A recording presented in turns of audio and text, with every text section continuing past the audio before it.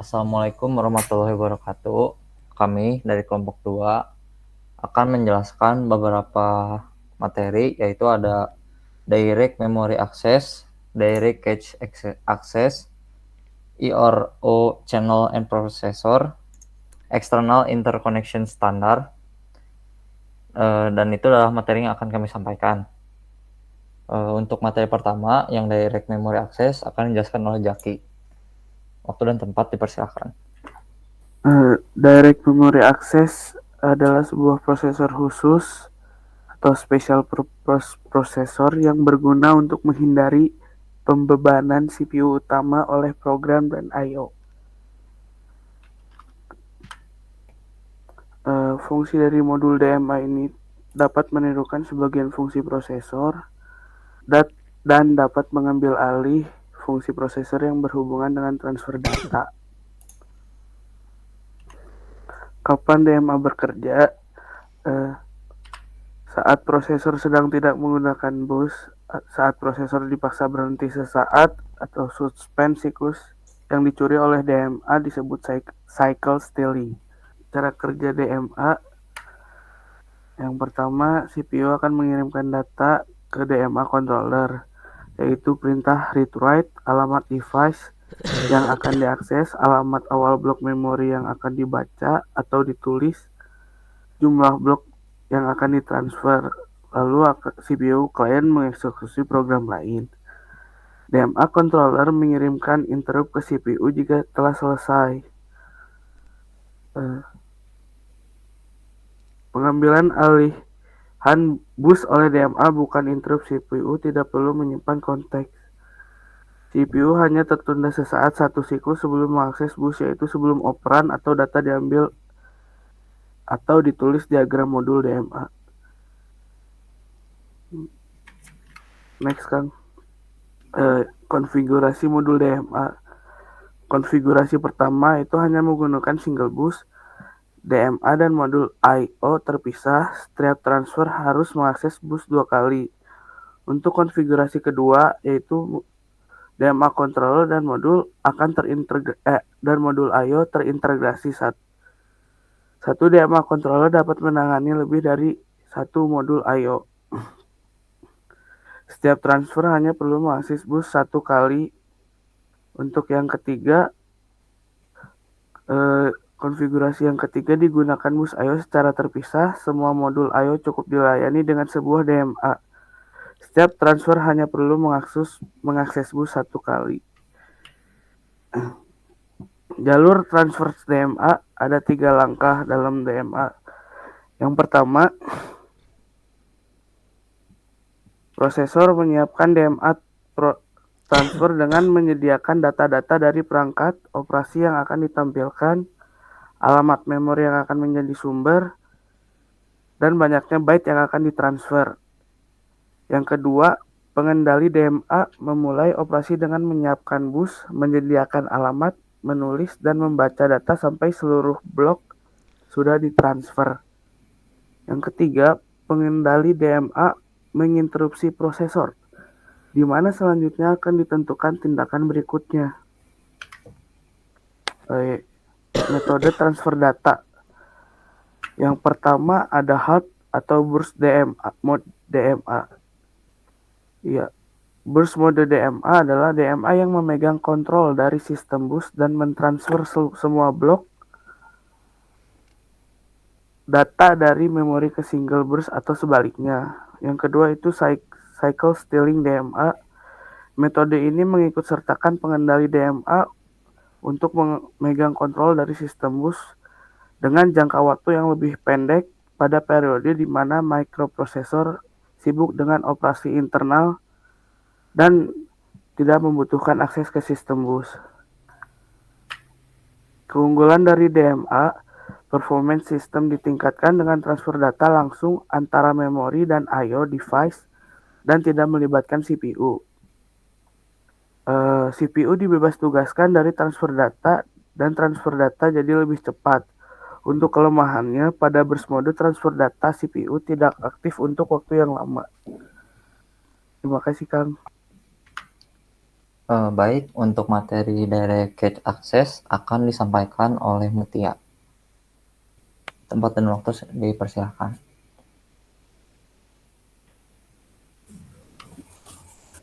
Ya, terima kasih Kang. Mohon share screen-nya Kang.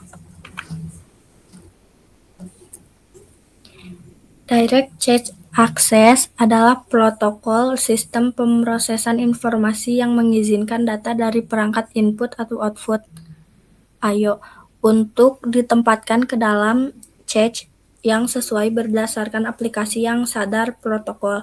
Teknik ini menunjukkan bagaimana mengaktifkan fungsi I/O untuk memiliki akses langsung ke cache. Cache yang digunakan hanya yang paling dekat dengan memori utama, yaitu tingkat terakhir. Dalam beberapa sistem, ini akan menjadi cache L2, di lain cache L3. Set pengaturan kontrol DCA ditentukan oleh perangkat I/O jaringan untuk masing-masing dari beberapa antrian di perangkat I/O berdasarkan fungsionalitas keamanan jaringan yang dilakukan oleh CPU yang sesuai dari prosesor host. Metode dan sistem untuk meningkatkan efisiensi akses cache langsung DCA disediakan. Menurut satu perwujudan, satu set pengaturan kontrol DCA ditentukan oleh perangkat I/O jaringan dari perangkat keamanan jaringan untuk masing-masing dari beberapa antrian perangkat I/O berdasarkan fungsionalitas keamanan jaringan yang dilakukan oleh CPU yang sesuai dari prosesor host. Pengaturan kontrol menentukan bagian dari paket jaringan yang akan disalin ke cache CPU yang sesuai. 3 metode pemetaan cache. 1. Pemetaan langsung, direct mapping. Pemetaan langsung adalah teknik yang paling sederhana, yaitu teknik ini memetakan blok memori utama hanya ke sebuah saluran cache saja. Jika satu blok ada di cache, maka tempatnya sudah tertentu. Keuntungan dari direct mapping adalah sederhana dan murah, sedangkan kerugian dari direct mapping adalah suatu blok memiliki lokasi yang tetap. Jika program mengakses dua blok yang di-map ke line yang sama secara berulang-ulang, maka cache miss sangat tinggi. Yang kedua, pemetaan asosiatif, associative mapping. Pemetaan asosiatif mengatasi kekurangan pemetaan langsung dengan cara mengizinkan setiap blok memori utama untuk dimuatkan ke sembarang saluran cache. Dengan pemetaan asosiatif, terdapat fleksibilitas penggantian blok ketika blok baru dibaca ke dalam cache. Kekurangan pemetaan asosiatif yang utama adalah kompleksitas rangkaian yang diperlukan untuk menguji tag seluruh saluran cache secara paralel, sehingga pencarian data di cache menjadi lama. Keuntungan pemetaan asosiatif cepat dan fleksibel. Kerugian pemetaan asosiatif biaya implementasi. Yang ketiga, pemetaan asosiatif set associative mapping. Pada pemetaan ini, cache dibagi dalam sejumlah set. Setiap set berisi sejumlah line. Pemetaan asosiatif set memanfaatkan kelebihan-kelebihan pendekatan pemetaan langsung dan pemetaan asosiatif. Keuntungan pemetaan asosiatif set: setiap blok memori dapat menempati lebih dari satu kemungkinan nomor line, dapat menggunakan line yang kosong, sehingga tracing dapat diperkecil jumlah tag lebih sedikit dibanding model asosiatif, sehingga jalur untuk melakukan perbandingan tag lebih sederhana.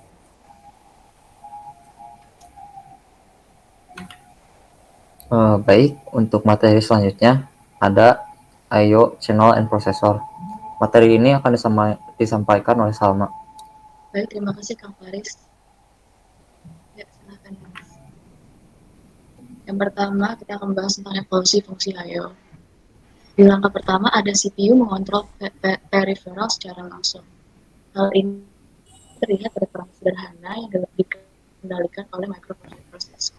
Yang kedua, ada modul I/O ditambahkan pada CPU. CPU menggunakan I/O terprogram atau program I/O tanpa menggunakan interupsi. Langkah ini menyebabkan CPU agak terpisah dari Detail Specific Interface perangkat eksternal. Yang ketiga, masih sama dengan konfigurasi yang kedua, tetapi CPU menggunakan Interrupt Driven I/O. Tujuannya adalah agar dapat melakukan pengolahan instruksi I/O tanpa intervensi CPU, sehingga CPU tidak perlu menghabiskan waktu untuk operasi I/O dan meningkatkan efisiensi kerja CPU. Yang keempat, modul I/O diberi akses langsung melalui DMA, sehingga modul I/O dapat move atau block data dari atau ke memori tanpa melibatkan CPU, kecuali pada saat transfer data pertama dan terakhir. Yang kelima, modul I/O ditingkatkan menjadi prosesor tersendiri dengan set instruksi khusus untuk I/O tertentu. Yang keenam, modul I/O memiliki memori internal sendiri. Pada langkah ini, I/O prosesor menangani sebagian besar tugas yang terlibat dalam pengendalian terminal. I/O channels, pada kebanyakan sistem komputer, I/O tidak ditemani oleh CPU, melainkan I/O prosesor yang dikenal sebagai saluran I/O atau I/O channels. Saluran I/O itu sendiri merupakan prosesor yang sudah diprogram. Karakteristiknya yang pertama merupakan perluasan dari konsep DMA. Yang kedua, memiliki kemampuan untuk melakukan pengolahan instruksi I/O. Yang ketiga, memiliki kendali penuh terhadap operasi I/O. Yang keempat, memiliki special purpose processor untuk mengeksekusi instruksi I/O yang disimpan di dalam memori utama. Special purpose processor di sini yang dimaksud adalah DMA itu sendiri. Selector channels. Di sini, selector channels itu termasuk salah satu dari I/O channels. Yang pertama, dapat mengatur aliran data antara memori utama dengan sebuah peralatan pada satu waktu yang bersamaan. Yang kedua, memiliki I/O modul yang dikontrol oleh saluran I/O channels. Yang ketiga, pada kecepatan tinggi, biasanya hanya menggunakan peralatan I/O seperti disk. Yang keempat, pada kecepatan rendah, biasanya hanya menggunakan peralatan I/O seperti card reader. Di foto di sini, selector channel, di sini itu maksudnya pada satu waktu tertentu itu saluran program itu cuma satu saluran program dalam satu waktu. Di situ ada I/O controller yang banyak itu. Nah, itu ada di saluran programnya. Oke, lanjut ke multiplexer channel. Di sini dapat mengatur aliran data antara memori utama dengan beberapa peralatan. Jadi ada beberapa saluran program. Di sini ada 3 contohnya dan seterusnya.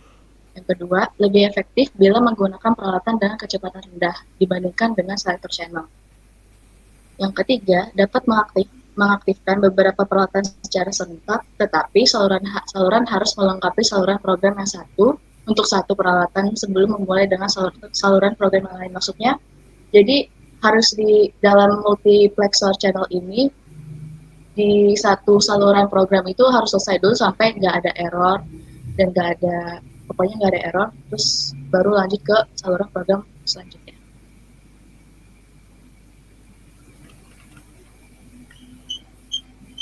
Ya, lanjut.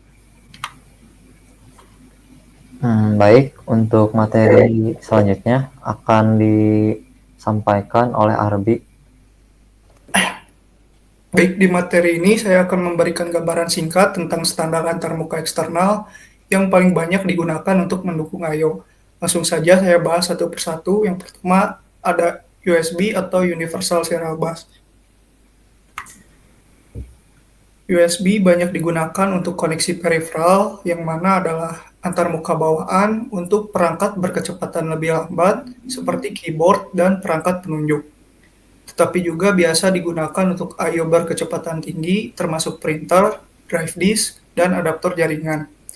USB telah melalui beberapa generasi, yang diantaranya versi pertama ada USB 1.0, menyediakan kecepatan data rendah 1,5 megabit per second, dan kecepatan penuh 12 megabit per second. Lalu ada USB 2.0 yang menyediakan kecepatan data 480 megabit per second. Ada USB 3.0 termasuk bus baru berkecepatan tinggi yang disebut super speed. Kecepatan sinyal super speed adalah 5 gigabit per second dan kecepatan data yang dapat digunakan sebesar 4 gigabit per second. Yang paling terbaru ada USB 3.1 yang mencakup mode transport lebih cepat yang disebut Super Speed Plus dengan tingkat pensinyalan 10 gigabit per second dan menyediakan kecepatan data sebesar 9,7 gigabit per second. Lanjut. Ada Firewire Serial Bus. Firewire dikembangkan sebagai alternatif dari Small Computer System Interface yang digunakan pada sistem yang lebih kecil, seperti komputer pribadi, workstation, dan server. Tujuannya adalah untuk memenuhi tuntutan yang meningkat untuk tarif I/O yang tinggi pada sistem. Hasilnya adalah standar IEEE 1394 untuk serial bus berkinerja tinggi, yang umumnya dikenal sebagai Firewire. Firewire menggunakan konfigurasi daisy chain dengan hingga 63 perangkat yang terhubung dari satu port. Selain itu, hingga 1022 bus Firewire dapat saling berhubungan menggunakan bridges. Ini memungkinkan sistem untuk mendukung sebanyak peripheral yang diperlukan. Firewire menyediakan apa yang dikenal sebagai hot plugging, yaitu memungkinkan untuk connect dan disconnect peripheral tanpa harus mematikan sistem komputer atau mengkonfigurasi ulang sistem. Lanjut. Yang ketiga ada SCSI. SCSI atau kepanjangan dari Small Computer System Interface adalah seperangkat standar untuk menghubungkan dan mentransfer data secara fisik antara komputer dan perangkat peripheral. SCSI paling sering digunakan untuk hard disk drive dan tape drive, tetapi dapat menghubungkan ke berbagai perangkat lain termasuk scanner dan drive CD. SCSI dapat mendukung hingga 16 atau 32 perangkat, tergantung pada standar generasi bus. Bus ini menyediakan transmisi paralel dengan lebar bus 16 bit pada generasi awal dan 32 bit pada generasi berikutnya. Dengan kecepatan berkisar dari 5 megabit per second pada spesifikasi asli SCSI 1 hingga 160 megabit per second pada SCSI 3 U3. Lanjut. Yang keempat ada Thunderbolt. Thunderbolt adalah salah satu teknologi I/O alias input-output yang mendukung kecepatan transfer super cepat, namun didesain dalam ukuran dan dimensi yang cukup ringkas. Dibangun dengan teknologi yang menggabungkan transfer data antara DisplayPort dan dengan PCI Express. Teknologi ini memungkinkan untuk terhubung ke berbagai peripheral berkecepatan tinggi seperti hard drive, RAID array, kotak video capture, dan jaringan antarmuka. Thunderbolt menyediakan keluaran hingga 10 gigabit per second di setiap arah dan hingga 10 watt daya untuk peripheral yang terhubung. Lanjut. Yang kelima, ada InfiniBand, adalah spesifikasi I/O yang ditujukan untuk pasar server kelas atas. InfiniBand merupakan arsitektur komunikasi berkecepatan tinggi yang bertujuan digunakan untuk alat interkoneksi seperti server, secondary storage, dan switch jaringan. Standar ini menggambarkan arsitektur dan spesifikasi aliran data antara prosesor dan perangkat I/O. InfiniBand telah menjadi antarmuka populer untuk jaringan penyimpanan dan konfigurasi penyimpanan besar lainnya. Pada dasarnya, InfiniBand memungkinkan server, remote storage, dan perangkat jaringan lain untuk dipasangkan dalam struktur central switch dan link, yang mana arsitektur berbasis switch dapat menghubungkan hingga 64.000 server, sistem penyimpanan, dan perangkat jaringan. Lanjut. Yang keenam, ada PCI Express atau kepanjangan dari Peripheral Component Interconnect Express. PCI Express, yang keenam ada PCI Express,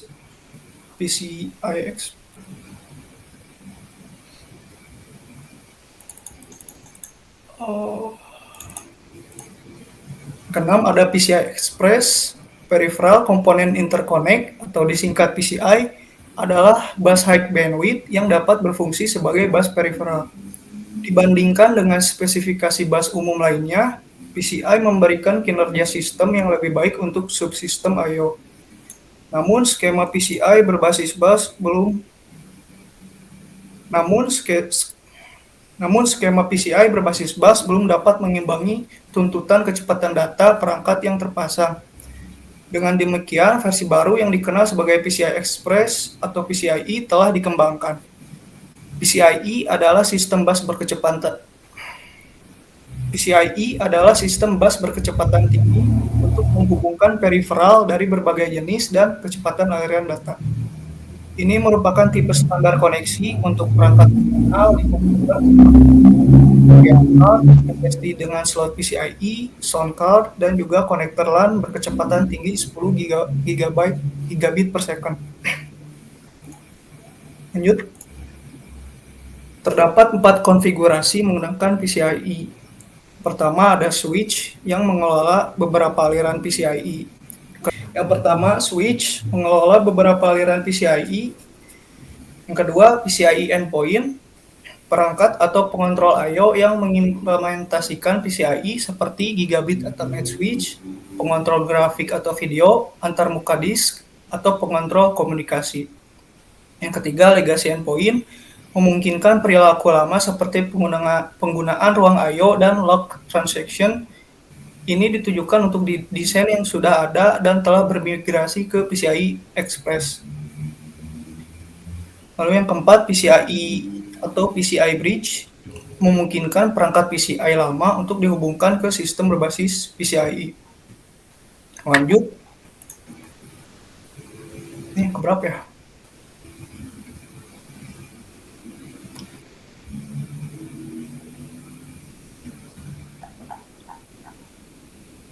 Lalu yang ke-8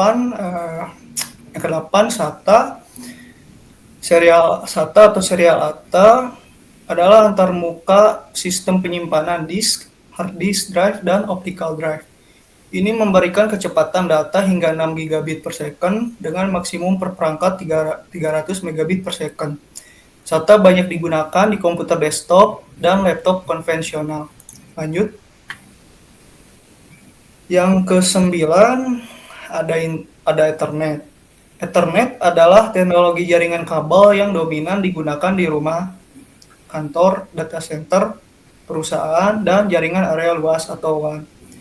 Ethernet pertama yang tersedia secara komersial adalah sistem berbasis bus yang beroperasi pada 10 megabit per second. Seiring kemajuan teknologi, Ethernet telah pindah dari berbasis bus ke berbasis switch, dengan kecepatan data yang telah meningkat secara berkala dengan urutan besarnya. Saat ini, sistem Ethernet tersedia dengan kecepatan hingga 100 gigabit per second. Lalu ada yang ke-10, Wi-Fi. Wi-Fi adalah teknologi akses internet nirkabel yang dominan digunakan di rumah, kantor, dan ruang publik. Wi-Fi dapat terhubung di sejumlah perangkat elektronik seperti komputer, tablet, TV, laptop, dan smartphone. Ada 802.11 dibuat pada tahun 1997 dengan kecepatan data maksimum 2 megabit per second. Lalu seri A dibuat pada tahun 1999 dengan kecepatan data maksimum 54 megabit per second. Kemudian ada yang seri B dibuat pada tahun yang sama dengan kecepatan data maksimum 11 megabit per second. Lalu seri N dibuat pada tahun yang sama dengan kecepatan data maksimum 600 megabit per second. Lalu seri G dibuat pada tahun 2003 dengan kecepatan data maksimum 54 megabit per second. Lalu seri AD dibuat pada tahun 2012 dengan kecepatan data maksimum 6,76 gigabit per second. Lalu seri AC dibuat pada tahun 2014 dengan kecepatan data maksimum 3,2 gigabit per second. Sekian. Baik, Sekian dan terima kasih dari kami kelompok 2. Mohon maaf bila ada kekurangan. Semoga materi yang kami sampaikan bermanfaat. Sekian dan terima kasih. Assalamualaikum warahmatullahi wabarakatuh.